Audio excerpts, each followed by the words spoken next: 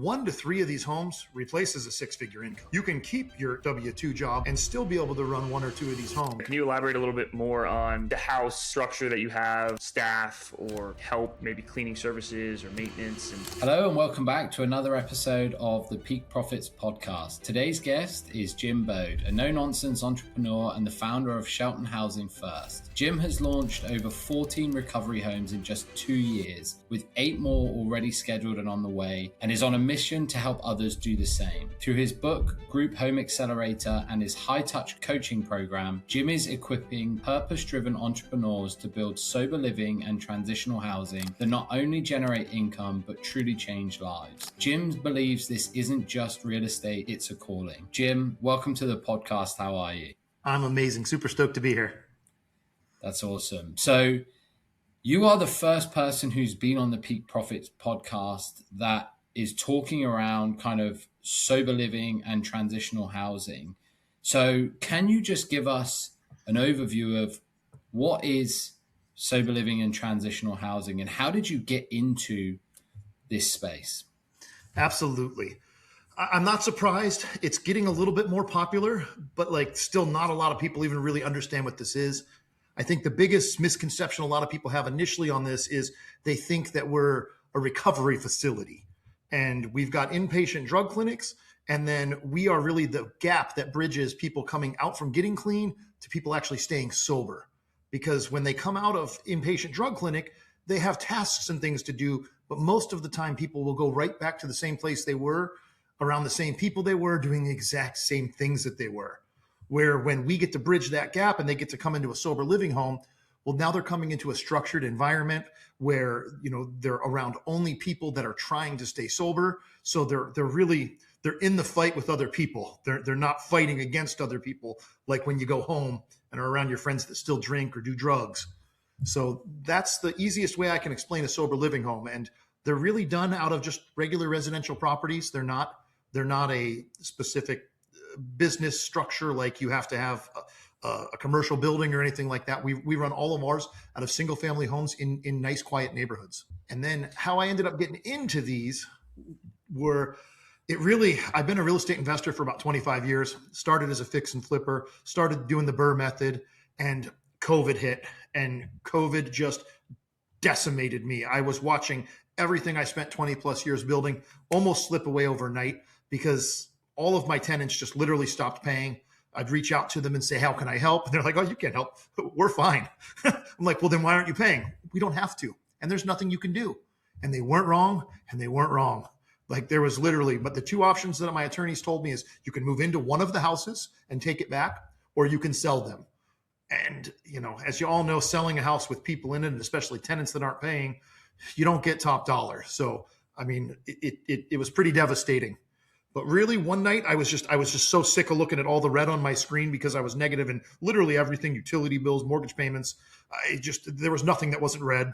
So I was just doom scrolling, watching gambling videos and just whatever I could find to not think about anything. And I ran across a video for Group Homes, and it talked about how they were still profiting even in our down market. I watched the video. I bought the little training program. It was pretty decent. And within the week, I started shifting homes into sober living homes, because I had homes that weren't on the market yet. And I was just going to try to sell them because I wasn't going to put renters in it that weren't going to pay, but it kind of worked out, and it allowed me to just jumpstart my business. It's how I was able to do 14 homes in less than 2 years. That's amazing. And I can see how this could be, as you say, a calling, right? You're not only providing housing and support, but also you're helping out people in a transition period where I'd imagine your environment is everything, right? When you're coming out of maybe a tough moment in their life. And then, like you said, if you get thrown right back in, that's where you see a lot of people kind of fall back into that same either addiction or whatever they had fallen into previously. So that's incredible.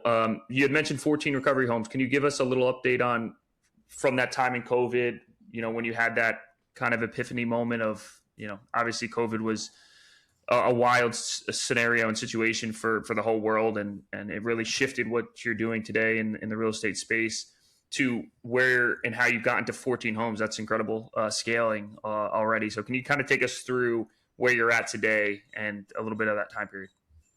Absolutely. So one of the big things now is I've actually scaled down the amount of homes I have because the model shifted a little bit. So before, a 2-bedroom, 1-bath duplex was awesome for me. They were really simple to rent. They were cheap and affordable. So like I had an endless pool of people. If it went vacant, I had a list of people ready to move into it. But those don't work as well for the recovery homes. 4 bedrooms is really where you kind of minimum want to be on your recovery homes, just because that way you can have a whole empty bedroom and still, and the home can still cash flow and keep afloat. Where you get into the 5 bedrooms, now you're in the super sweet spot. Now you're really cranking. You're helping up to 10 people because we do 2 people per room, and we do 2 people per room for really important reasons. The first one is the most important. The likelihood of them relapsing when they're in a room with somebody else so drastically decreases compared to solo rooms. Almost every single relapse I've had in my homes have been in a solo room. So it's that level of accountability and just camaraderie that you get with someone. You can't just be alone in your own head, because a lot of times, not a lot of times, most of the times, I'm getting people that are coming from their lowest low. I mean, they'll come to me with just like literally a garbage bag with some clothes in it. So, I mean, it's not like they're moving in and have furniture and TVs and luxury items. I mean, they're rebuilding their life. So they're not working quite often. So they can have a lot of time alone if you give that to them. And, so I lost track of where I was going with that. And so I guess the question I have too, when they come out and you find a potential, these tenants that you're working with that came out of these rehab centers or wherever they were, is there any type of government work here or stipend that you receive to house these people to help them? Or what does the financial logistics look like once they come out of recovery? I get paid for anywhere between 2 and 6 months on almost everybody that comes out. There's quite a few state and federal programs that are out there for people. And then there's other local nonprofits that also have money for this. You can lean into some of the things like you were saying, kind of like transient housing and things like that. We work with quite a few nonprofits in our area that help when people need to get help with this. And then ultimately, a lot of people end up getting back on their feet, getting to work, and then can switch over to self-pay or move on to their next place. But we still are kind of affordable housing. So even when it runs out, it's hard to find a place in our area for the price range that we're in, with all the utilities and amenities included. So can you just, Jim, run us through an example of one of your properties? Like you said, you were talking about a sweet spot of 5 bedrooms, 2 people per room, right? Like what does one of these houses look like from an overall perspective? Is it furnished? Because you mentioned a lot of these people don't have potentially any belongings. They come with a bag of stuff, no luxury items. Like, can you just walk us through, like, what does one of these kind of sober living houses look like? What is the makeup of that home? And how do you ultimately go about teaching others? Because I think I'm basically asking you, how do you teach other people how to do some of this stuff that you do obviously in your coaching courses as well? So can you just give us a little bit of a feel for that? Absolutely. Ultimately, this is probably the simplest business I've ever run, because there's not a million moving parts like flipping a house and working contractors and working all these things. The reality is you pull up to any of my homes and you wouldn't really have a clue that it's anything more than a residential single family home. The 2 biggest giveaways that you're going to get is I tend to have more couches and chairs in the living room than most people would. And there's 2 beds in every bedroom.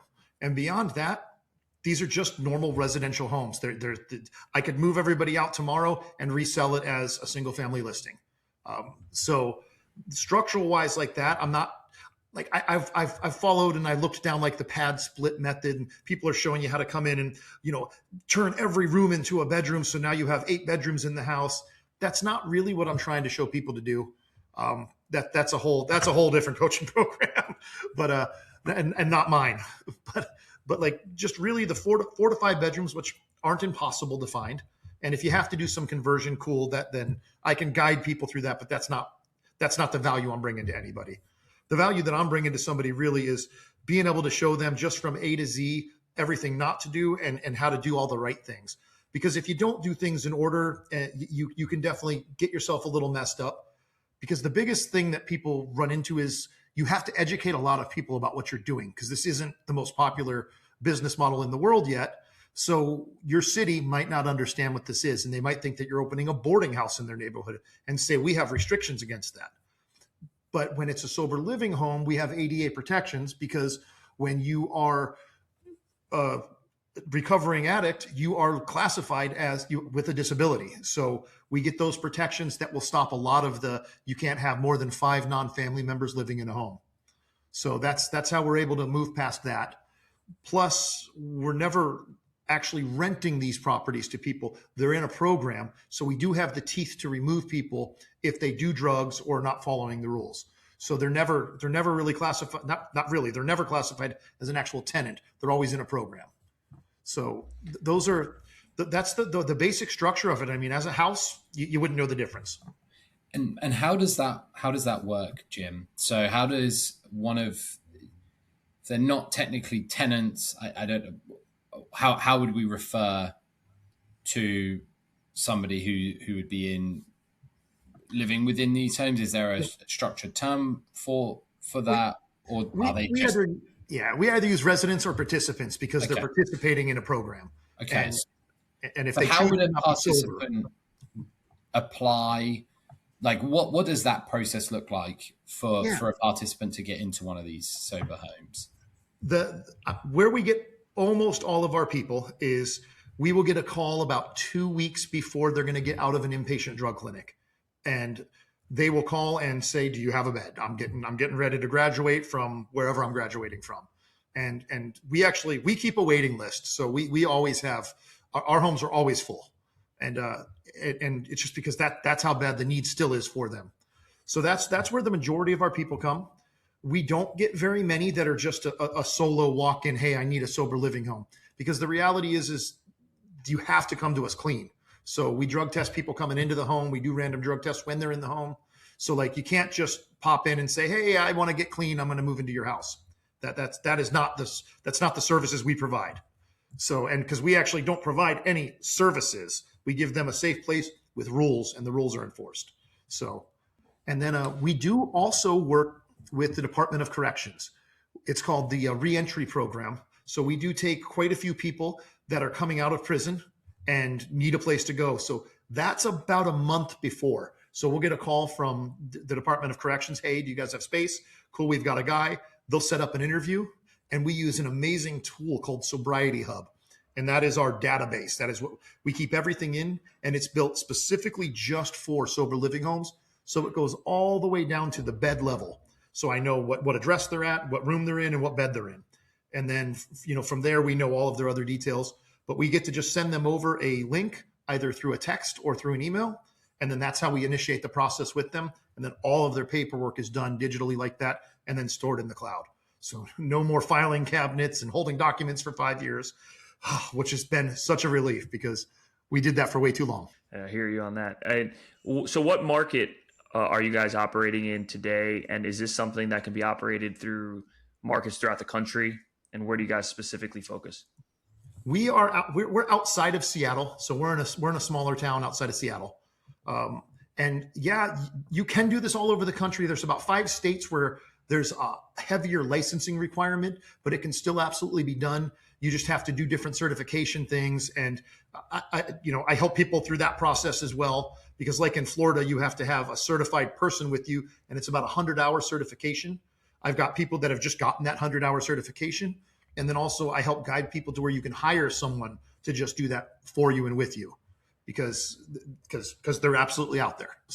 So you also wrote a book, Group Home Accelerator, right? And so with that book, you also offer a high touch coaching program. Can you elaborate on what that book is? It like a roadmap in how to do this and set it up for those readers? And then your high touch coaching program, can you elaborate on what you offer to your students? Absolutely. So my book is absolutely, it's a solid blueprint. It is pretty much everything we're going to go through in the coaching program. It's just, of course, in the coaching program, we get to go through it together. There's 2 levels of my coaching program. One, you can either jump into my school group, and it's a little less touch. We're going to get together once a week, sometimes twice a week. I'll respond to questions. but like everything's recorded in there. So you have the roadmap recorded, and then we get to do a lot of stuff together. Our Q&As are really powerful because it's not just me talking. I'm coming in, I'm answering questions, but like we can also do things where, hey, you're having a hard time getting these centers to respond to you. Let's call some. Let's see how this goes. And then we'll actually bound back and forth and even script. I'll call some and talk with them. And because if you've never done cold calling, I'm not dealing with salespeople most of the time. I mean, I'm dealing with somebody coming out of a nonprofit who just wants to help their family, or I'm dealing with like a real estate investor who wants to 10x their cash flow on a property. So it's not like they've cold called all the time, where as a past realtor, I used to call FISBOs, and like cold calling is not a problem. You just got to smile and dial. And you almost forget that that's not a skill set that most people have.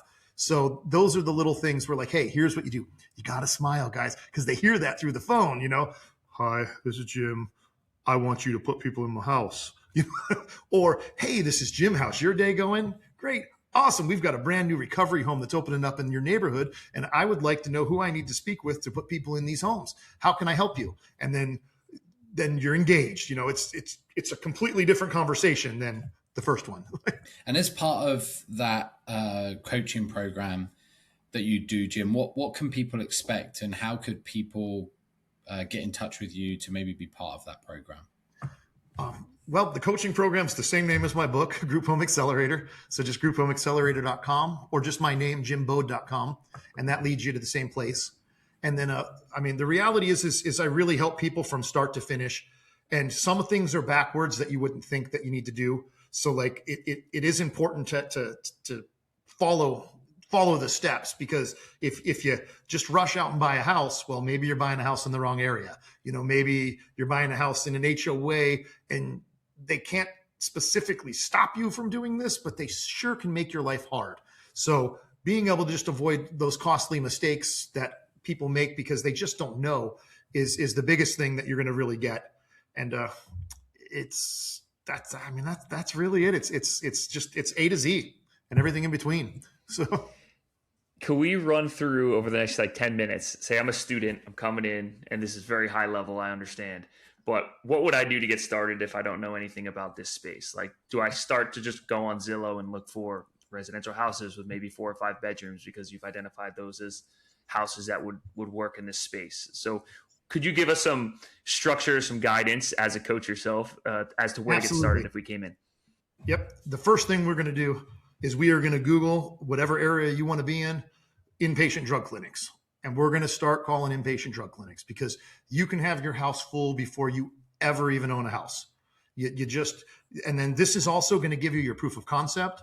And this is also literally one of the hardest parts of this. You have to pierce that veil and get people to want to start sending you people.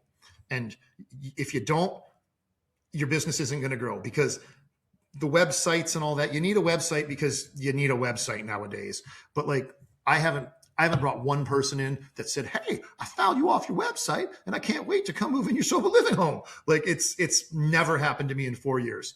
And it's not because my website stinks. It's just, it's not where you get this. Your marketing is to inpatient drug clinics and to the Department of Corrections. So you need to start hitting them right away. They're going to tell you exactly what they want and exactly where they want to be.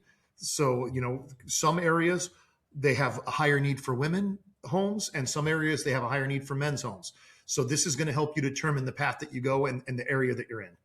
So then once you're doing that and you're just building your database of inpatient drug clinics, keeping track of who you're calling, when you're calling, who you're talking to. So, because most of the people in these places, they're so overworked and underpaid. Like, they're nice. They want to talk to you ultimately, but like, they're not going to be great at getting back to you 99% of the time, because they're just busy doing all the other stuff they have to do.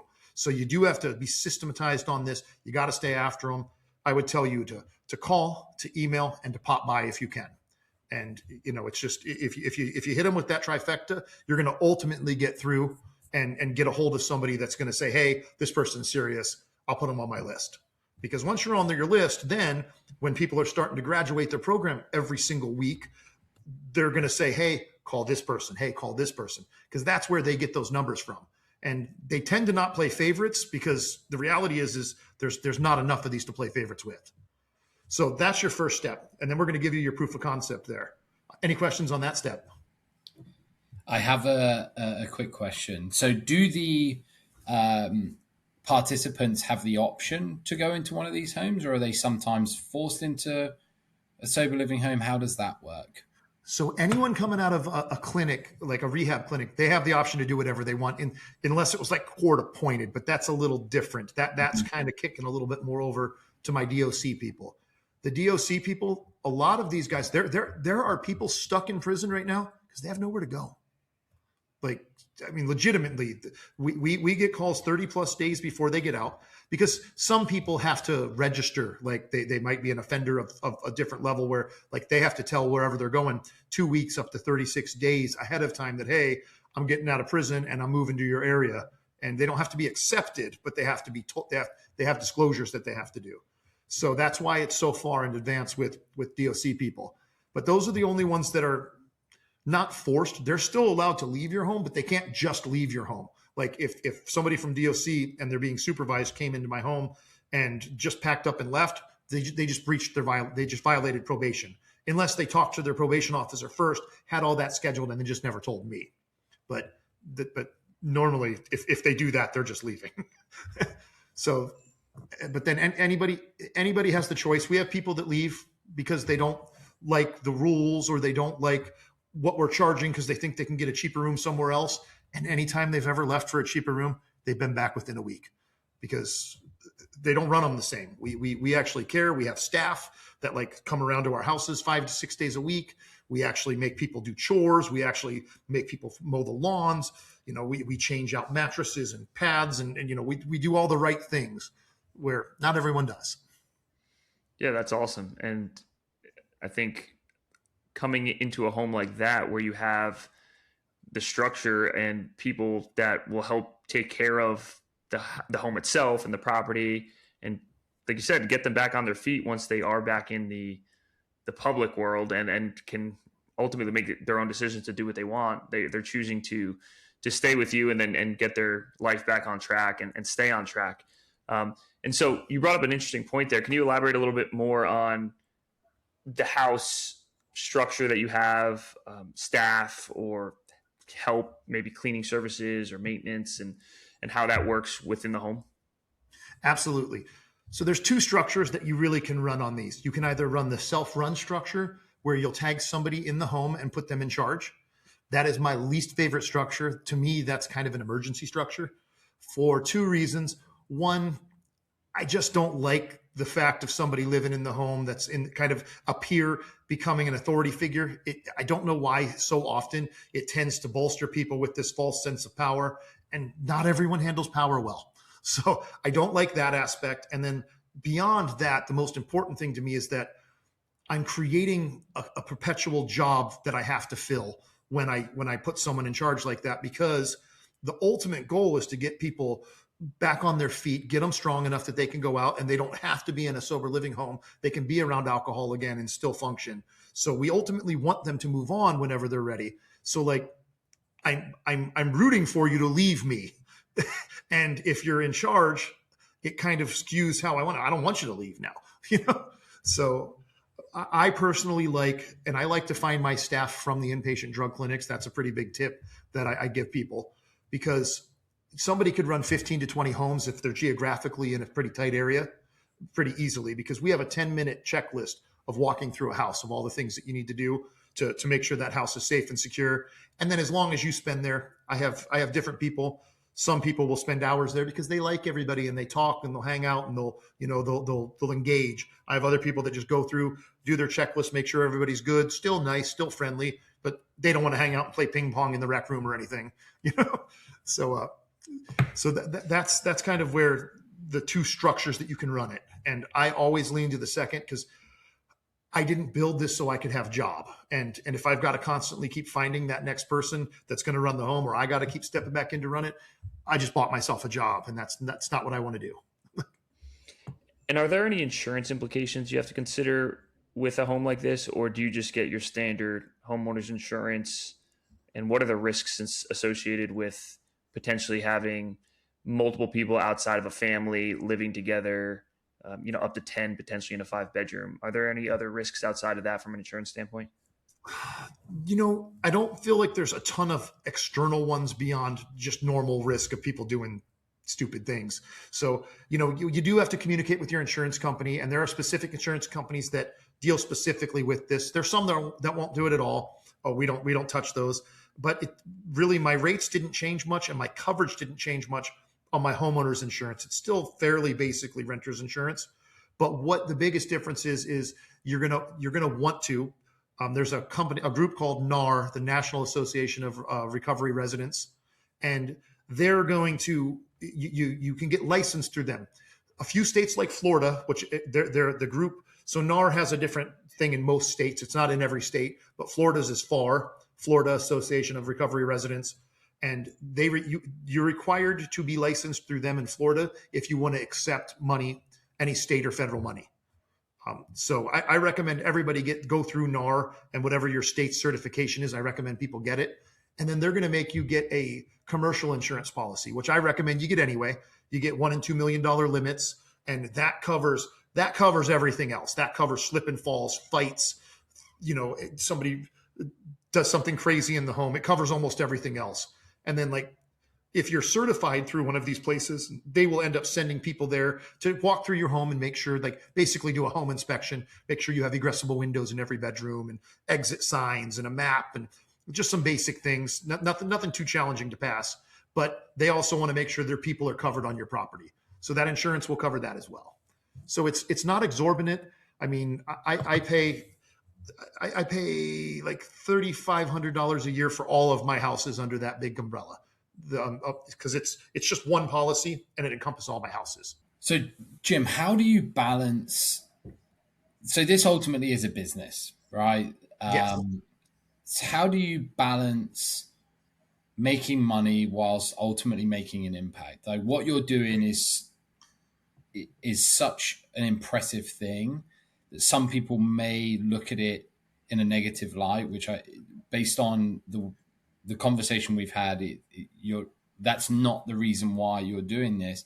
But at the end of the day, this is also still a business, right? Like, how do you balance the making money whilst also still making a positive impact on these people and communities? This is something I've struggled with in my own personal life, and absolutely sometimes have to explain to people. Actually, all the time I have to explain it to people on the other end. I have two basic people that I work with. I work with operators who are coming from a place of, just heart. I want to help. This is all I want to do. I've been touched by addiction. I've been through addiction, whatever their inner need to help is. And then there are investors, and the investors tend to not want to run the homes. And I tell everybody, if you're just doing this for the cash flow, you're going to epically fail at this. You're going to be a slumlord.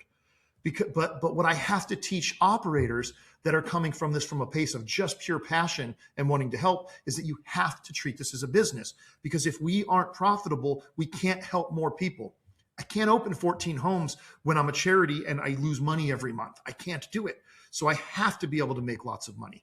And it's not about me making money so I can buy a new Bugatti. It's about me making lots of money so I can buy 3 more of these houses. And now I can help 30 plus more people at a time, which over the course of a year is going to be 600 or 800 people by the time we're done with the year. And just the compounding effect of you making money. When I have money, I can let people stay in my house when they can't afford to pay the mortgage payment or not mortgage payment, but can't pay their fees. Their funding ran out. They lost their job. I've let people stay in our homes for up to 4 months past paying. And then they ultimately found the job and then started back with paying us. Some just moved on because they couldn't find a job and they were embarrassed, but I've never chased anybody for money. That's why you have to make money, because money's just a tool. And most people don't know me, but I stopped caring about money about 15 years ago. Money drove every decision I made as an investor, and all I cared about were the blingy watches and the cars and a bigger house and better vacations. But my metric is totally different. My metric of success comes from my time now. How much time I get to spend with my wife, how much time I get to spend walking my dogs and petting my cats. Those are the things that matter the most in my world right now. But if I don't track money, I stop helping people. It's just that tool. And it gives me so much flexibility to do whatever I want to help people. Yeah, I love that. And I think it's a great answer. And it says a lot about yourself and why you do what you do within this space. And it sounds like you really have found the calling, like we mentioned earlier, which is awesome, and congrats.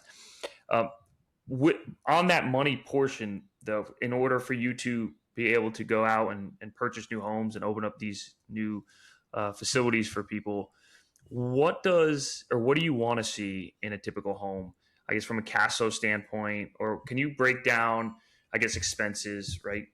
Standard residential house, you're going to have your mortgage, your insurance, right? And then some operating expenses that you're going to incur. But what does rent or fees look like for the residents? And how are you weighing cash flow to ensure that your business ultimately is profitable? Absolutely. And of course, this is going to be very, very geographic because, I can go literally 30 minutes away and homes start out at the $700,000 range. Where I'm at, I can still buy homes in the $350,000 range. So or I can go over to Ohio and I can buy $80,000 homes in certain areas. So what you're going to bring in is going to be relative. But where I'm at is, on average, I'm spending about $350 to just under $400 on a home. And I end up getting $850 per bed. So just easy math, my 5-bedroom homes, $850 times 10, I'm bringing in $8,500. I'm under $4,000 all in with insurance, utilities, all of those different things. And that home is cash flowing between $400 and $4,500 a month. So you really can 10x, because when I was banging a rental and it was just doing good, I was getting $400 a month off of a regular single family rental. And now, if I was buying them now, I'd probably be lucky to break even. And we talk to a lot of people on this podcast or investors within our network. And a lot of our investors or listeners are high income W-2 professionals, are exploring getting into real estate investing, or have a small portfolio themselves, or maybe bought 1, 2, or 3 different properties. They're weighing out whether scaling their own portfolio is worth it or even makes sense, right? To your point, if you buy a single family house nowadays, right, it's hard to even cash flow at today's prices and interest rates, and if it even makes sense. And so are you going to do all that work for maybe, if you're cash flowing $300 a month, $3,600 a year, right? And that could be wiped out with one, furnace going out, right? And a couple years of cash flow. So they're starting to weigh the option of, which route do I go in real estate investing? And it's such a broad spectrum of real estate investing. And we've been fortunate to have so many different guests on our show that have made and been successful in so many different avenues within that realm. And to what we said earlier, this is the first time we've talked to someone who is not only having a lot of success in the real estate investing space with sober living, but also, you're doing an awesome thing for a lot of people in a very needy time of their life. Right. And so it's incredible to see what you're doing, and applause to you. And so if people want to get involved and start to learn or talk to Jim or get involved with your coaching program, where could they find you and how can they get in touch with you?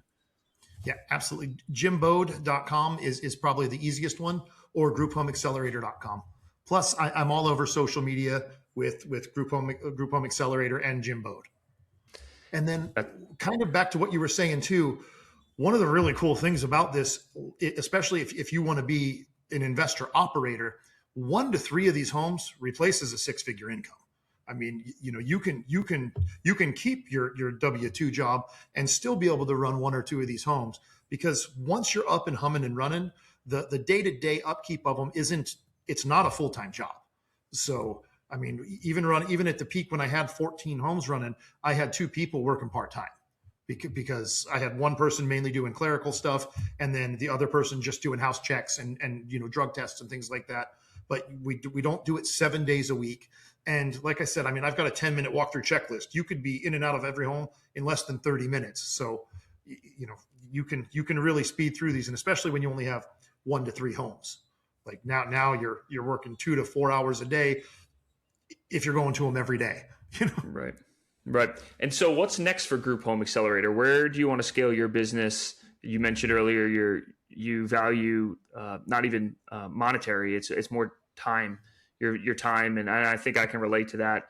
As we just started a family, had our first kid. Like, time, being able to control your calendar is most important aspect, I would argue, of our life as well. And so where do you scale? Do you get to a point where you say, hey, I have 7 houses that I own myself. It's bringing in me a great income. I'm providing, housing for, up to X amount of people, 70 people potentially. And then you stop there and then you just let it operate? Or where do you feel like you're going to take the business with not only your own business, but with your students? With my own business, I've got a 12 lot development that I'm getting ready to build out. I'm probably going to stop there on a personal level just so I can keep my team tight. But really where I'm at now is I'm all in on teaching other people how to do this, because I haven't looked anywhere yet where we don't need this. And I haven't looked anywhere yet where there's an overabundance and a market saturated. Hey, we've just got way too many sober living homes around this area. I just haven't found that yet. I don't want to oversaturate this specifically, but I really, really want to teach other people how to do it, because it's so needed.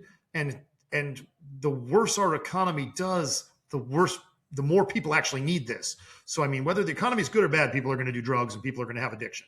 But even if the economy starts to tank, not that this is recession proof per se, but your need kind of increases the harder life gets for people. So it's a business that's very important to be in, and I feel like you can really do for quite some time.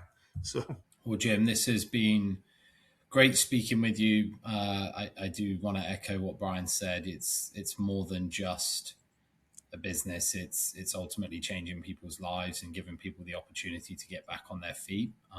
So you should obviously be proud of what you're doing from that side of things, as well as helping others build their own businesses. So I just want to say thank you for joining us. This has been really, really insightful. Thank you for sharing that. Everyone go and look at jimbode.com so that you can see what Jim is up to. But yeah, huge thanks for joining us today, Jim. Well, thank you guys. It was a pleasure. Thanks, Jim.